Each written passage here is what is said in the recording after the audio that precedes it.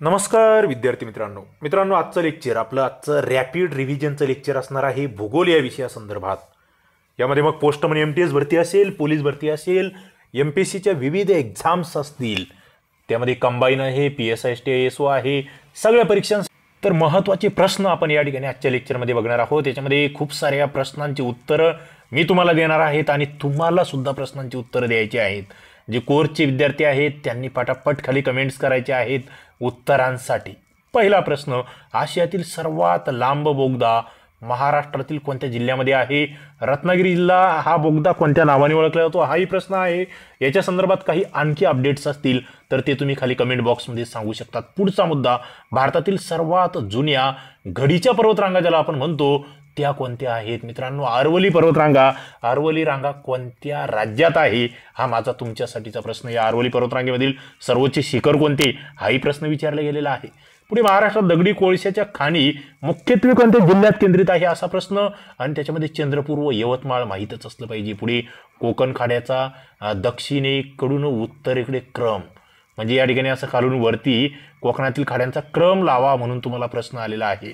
त्याच्यात सगळ्यात खाली जर बघितलं तुम्ही राजापुरीची खाडी, त्याच्यानंतर मग दाभोळची खाडी, त्याच्यानंतर जयगडची खाडी आणि त्याच्यानंतर तेरेखोलची खाडी, हे तुम्हाला माहीत असलं पाहिजे। राजापुरी, दाभोळ, जयगड आणि तेरेखोल या खाड्या या ठिकाणी महत्त्वाच्या आहेत।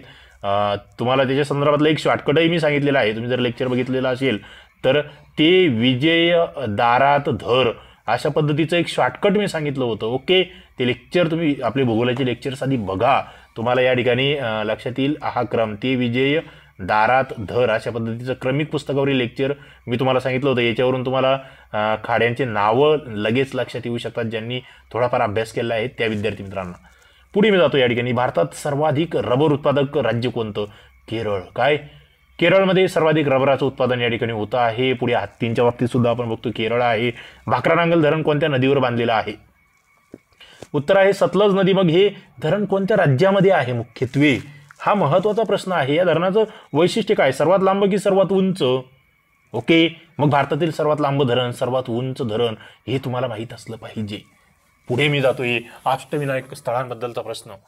बघा, या ठिकाणी काही स्थळं विचारलेले आहेत। म्हणजे प्रश्न हा कसा असू शकतो की तुम्हाला 4 स्थळं दिली असतील आणि त्याच्यातलं अष्टविनायक नाही असं स्थळ ओळखा। मग या ठिकाणी तुम्हाला दिलंय पाली, रांजणगाव आणि मोरगाव। तुम्हाला प्रश्न इथे अष्टविनायक 8 विनायक आहे, त्याच्यामधले मग पुणे जिल्ह्यामध्ये किती विनायक आहेत? पालीला कोणता, रांजणगावला कोणता, मोरगावला कोणता? ओके, वेगवेगळ्या ठिकाणी जे अष्टविनायक आहेत त्यांचे प्रत्येकाची एक वैशिष्ट्यपूर्ण अशी नावं आहेत, ते आम्हाला माहीत असले पाहिजेत।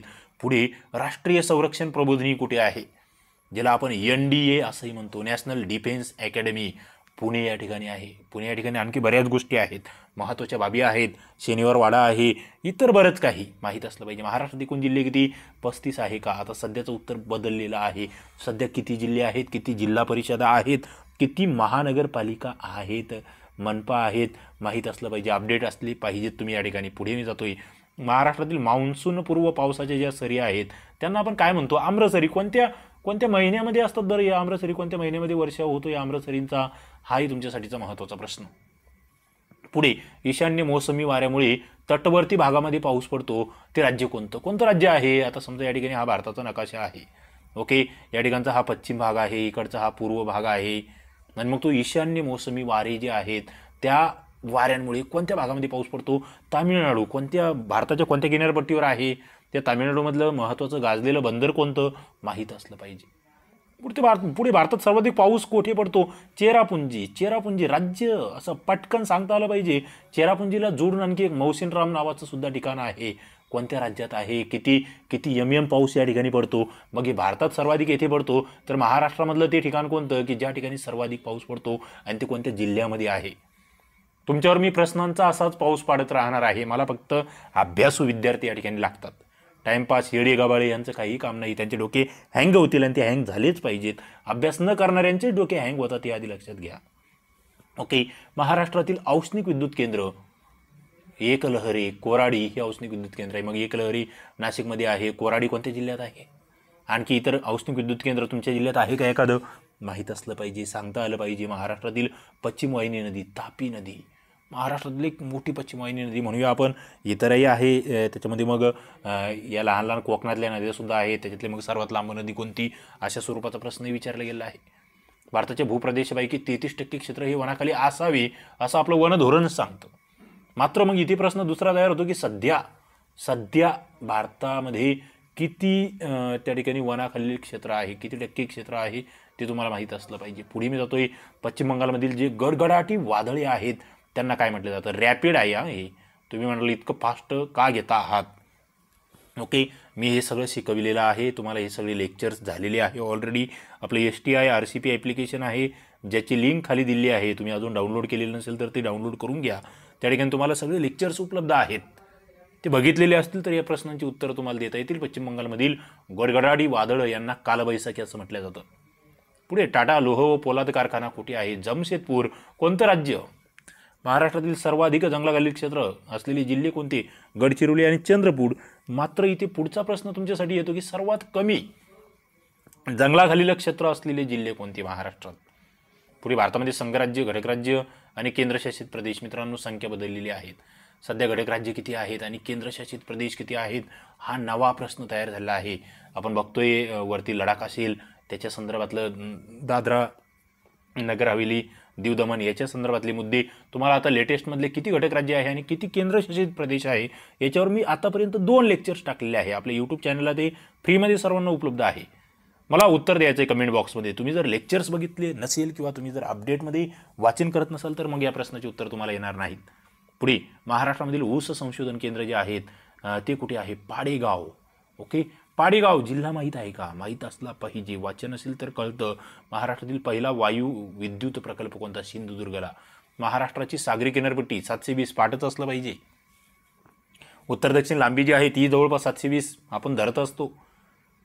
तिला आपण सरासरी 700 म्हणतो. भारतातील हिमालय पर्वत हा कोणत्या पद्धतीचा पर्वत आहे, तर हा आहे घडीचा पर्वत. कोणता, घडीचा. पुढे उष्णकटिबंधीय सदाहरित जंगलामध्ये आढळणारा वृक्ष कोणता, उष्णकटिबंधीय सदाहरित जंगल, त्याच्यामध्ये आढळतो अंजन नावाचा वृक्ष. कोणता, अंजन हा वृक्ष. पुढे सर्वोत्कृष्ट प्रतीचा जो खनिज कोळसा आहे तो कोणता, अँथ्रासाइट. मित्रांनो, मी तुम्हाला एक शॉर्टकट सांगितलेला आहे, ॲम्बिलिपी. काय, ॲम्बिलिपी काय आहे, ॲम्बिलिपी नक्कीच मला तुमच्याकडून ऐकायला आवडेल. ॲम्बिलिपी उतरता क्रम, अँथ्रासाइट, ब्युटिमिनस, त्याच्यानंतर लिग्नाईट आणि पीठ, असा हा उतरता क्रम आहे खनिज कोळशाचा, ते लक्षात घ्या. पुढे मुंबई हैदराबाद राष्ट्रीय महामार्गावरील शहर कोणते. प्रश्न बघा कसा विचारला गेला होता, सोलापूर. म्हणजे तुम्हाला ते राष्ट्रीय महामार्ग, त्याच्यावरील महत्त्वाची शहरं, त्यांचे ती रूट माहीत असले पाहिजे. त्याच्यासाठी नकाशे वाचन केलं पाहिजे. तुम्हाला मी सांगितलं आहे, भूगोलाचा अभ्यास करत असताना नकाशे समोर ठेवा. आणि या नकाशामधून तुम्हाला भूगोल मी शिकवलेला आहे, महाराष्ट्राचा भूगोल. तुम्हाला सगळे लेक्चर्स तुमच्या कोर्समध्ये उपलब्ध आहेत. ज्या विद्यार्थ्यांनी ते बघितले असतील त्यांना नक्कीच फायदा होईल. पुढे जातोय मी, कोयना जलविद्युत प्रकल्प महाराष्ट्रामध्ये आहे. ओके, महाराष्ट्रातील एक महत्त्वाचा प्रकल्प आहे. जिल्हा तुम्हाला सांगताच आला पाहिजे. लाकडी खेळणीसाठी प्रसिद्ध असं ठिकाण सावंतवाडी, जिल्हा तुम्हाला सांगता आला पाहिजे. जनरल नॉलेज जीके बघतोय आपण, जीकेची ही रॅपिड रिव्हिजन चालू आहे. बघतोय तुमचा कस, तुमच्यामध्ये किती अभ्यास तुमचा झालेला आहे. आणि जे म्हणत असतील की सर तुम्ही प्रश्न विचारतात, प्रश्नांची उत्तरं कोण देईल, उत्तरं तुम्ही द्याल. मी तुम्हाला देतोय ना, अशा पद्धतीचे प्रश्न आले बाबा, यांची उत्तरं आहेत. मात्र माझ्याकडून काही प्रश्न तयार होत आहेत, त्याची उत्तर तुम्ही दिली पाहिजे. जबाबदारी आहे तुमची ती, कारण की तुम्हाला नोकरी मिळवायची आहे, तुम्हाला अभ्यास करावा लागेल. पुढे जातोय, भारतातील सर्वाधिक क्षेत्रफळाचे राज्य राजस्थान आहे. मग 2 नंबरचं राज्य कोणतं आणि तिसरं राज्य कोणतं, सर्वाधिक लोकसंख्येचं राज्य कोणतं, हाही प्रश्न तयार होईल. पुढे द्वितीय श्रेणी व्यवसायामध्ये पिंपरी चिंचवड जे आहे इथे दाट लोकवस्ती आहे, आपण ते बघतो आहे, ते आपल्याला माहीत असलं पाहिजे. पुढे मी जातोय, महाराष्ट्रात सर्वाधिक पाऊस, तुम्हाला वर विचारला होता मी प्रश्न. आंबोली जिल्हा माहीत असला पाहिजे. मात्र भारतातील पहिला रसायन खताचा कारखाना कुठे आहे, सिंद्री राज्य. मुंबई बंदरावरील भार कमी करण्यासाठी कोणतं बंदर उभारलं गेलं, नावाशेवाई बंदर. मग तिकडे कलकत्त्याचा भार कमी करण्यासाठी कोणतं बंदर उभारलं गेलं, हाही प्रश्न आला आहे. भारतीय प्रमाणवेळ, इंडियन स्टँडर्ड टाईम ज्याला आपण म्हणतो, ही ग्रीनविच प्रमाण वेळेपेक्षा, ज्याला GMT म्हणतो आपण, 5.5 तासांनी पुढे माहीत असलं पाहिजे. तुम्ही जर बघितलं तिकडे ब्रिटनमध्ये वगैरे जेव्हा मॅचेस चालतात, जवळपास 5.5 तासाचा फरक असतो. ओके, आपल्याकडचा आणि त्यांचा. आपण झोपलेला असतो तेव्हा मॅचेस सुरू होतात, अशा पद्धतीचे बदल त्या ठिकाणी आपल्याला दिसून येतात. 5.5 तास पुढे मागे, इथे सुद्धा कन्फ्यूज होऊ शकतं. ग्रीनविच प्रमाण वेळ GMT आपण ज्याला म्हणतो आहे, पुढे ठाणे जिल्ह्यातील घोलवड एकासाठी प्रसिद्ध आहे, चिकूसाठी प्रसिद्ध आहे. महाराष्ट्रातील पर्वतरांगा सातमाळा, बालाघाट, पश्चिम घाट जे आहे याच्यामधल्या महत्त्वाच्या रांगा आहेत. याच्यामध्ये मग ते नसा, तासा, गोह, भीमक्रू, मला वाटतं हे कोणीच विसरणार नाही. नसा, तासा, गोह, भीमक्रू. जे विद्यार्थी नवीन असतील त्यांनी जुने सगळे लेक्चर्स बघा भूगोलाचे माझे. ओके, ते लेक्चर्स बघितल्यावर तुम्हाला हे सगळे शॉर्टकट्स कळायला लागतील आणि मग आपलं ते एक शॉर्टकट हे अनेक प्रश्नांची उत्तरं देऊन जातं की कोणता पर्वत, त्याच्यानंतर कोणती नदी प्रणाली, कोणती पर्वतरांग, कोणती नदी प्रणाली, हा क्रम उत्तरेकडून दक्षिणेकडे पाठच असला पाहिजे. पुढे भारताचे प्रवेशद्वार मुंबई आहे. भारतात हिमालयातील सर्वोच्च शिखर गॉडविन ऑस्टिन आहे. याला आणखी दुसरं कोणतं नाव, कोणत्या नावाने ओळखलं जातं, याची उंची किती आहे, प्रश्नांची उत्तरं आली पाहिजे. धाड धाड धाड धाड उत्तरं पडली पाहिजेत कमेंट बॉक्समध्ये.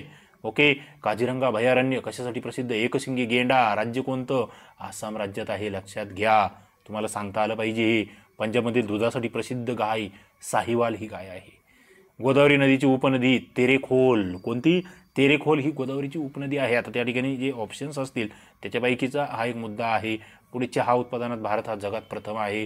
महाराष्ट्रातील ज्योतिर्लिंग म्हणाल तर भीमाशंकर, परळी वैजनाथ आणि त्र्यंबकेश्वर, तिघांचे जिल्हे तुमचे तोंडपाठच असेल असं मला वाटतं. आता तुम्हाला कळेल, अरे मला काही प्रश्नांची उत्तर येत नाही, काहींची येतात, मला थोडेफार प्रश्नांची येतात, याचा अर्थ माझा थोडाफार अभ्यास आहे. आणि मला जर खूप साऱ्या प्रश्नांची उत्तर येतात तर माझा अभ्यास चांगला झालेला आहे, माझं जीके पक्का आहे, माझं जनरल नॉलेज चांगलं आहे. परीक्षा कोणती असू दे, MPSC, पोलीस भरती, पोस्टमनी, MTS, कोणतीही परीक्षा, याला पर्याय नाही आहे, हे करावंच लागणार. परीक्षा कोणती असू द्या. महाराष्ट्रात सर्वाधिक ग्रामीण लोकसंख्या अहमदनगरमध्ये आहे. भारतात आकारमानाने सर्वात मोठं राज्य राजस्थान आहे. विदर्भातील आदिवासी जमाती ज्यामध्ये कोरकू, गोंड, माडिया गोंड यांचा समावेश होतो. मग याच्यामध्ये जिल्हा वाईज सुद्धा वर्गीकरण तुम्हाला करता आलं पाहिजे.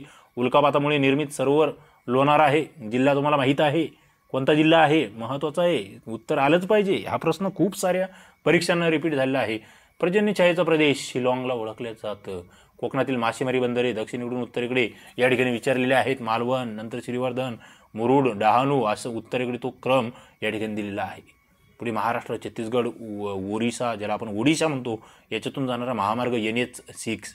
आता सध्यांचे ती नंबर्स बदललेले आहेत, त्याच्या संदर्भातले अपडेट्सही तुम्ही वाचले पाहिजे. पुढे बिहारचे दुःखाश्रू म्हणूया आपण, कोणत्या नदीला ओळखलं जातं, कोशीला. मग ती ब्रह्मपुत्रेला कोणत्या राज्याचं दुःखाश्रू असं म्हटलं जातं ते तुम्हाला माहीत आहे का? महानदीला कोणत्या राज्याचं दुःखाश्रू म्हटलं जातं हे तुम्हाला माहीत आहे का? प्रश्न विचारता केव्हा येतात, मी तुम्हाला एवढे प्रश्न का विचारू शकतो, कारण की मी त्या संदर्भात वाचन केलं आहे, मी रिव्हिजन केले आहे. आणि तुम्हाला कोळशाचे प्रकार MB बघा, पीठमध्ये फक्त 50% कार्बन आहे, लिग्नाईटमध्ये 65 ते 75% आहे, ब्युटिमिनसमध्ये 85 ते 90% आहे, अँथ्रोसाईटमध्ये 90 ते 95% आहे. ओके, त्या ठिकाणी शॉर्टकट हे माझं आहे. इथे थोडंसं हे जुन्या पद्धतीचं शॉर्टकट होतं, मी इथे MB हे तुम्ही नवीन शॉर्टकट लक्षात ठेवा. पुढे भूगडजवळ दमणगंगा नदी ही महाराष्ट्र व गुजरातची सीमा आहे, हे लक्षात राहू दे, दमणगंगा नदी. पुढे इलेक्ट्रॉनिक उद्योगाची राजधानी म्हणून कशाला ओळखलं जातं, तर ते बंगलोर किंवा बँगलोर ज्याला म्हणतोय आपण, त्याला इलेक्ट्रॉनिक उद्योगाची राजधानी म्हणून ओळखल्या जातं, हेही या ठिकाणी लक्षात ठेवा. चला, लेक्चर आवडत असतील तर पटपट लाईक करत चला, आपल्या मित्रांना शेअर करत चला आणि सबस्क्राईब करून ठेवा चॅनलला, घंटीचे बटन दाबून ठेवा, म्हणजे नवीन लेक्चर्स तुम्हाला लगेच त्या ठिकाणी भेटत जातील. या ठिकाणी आपण थांबूया. धन्यवाद.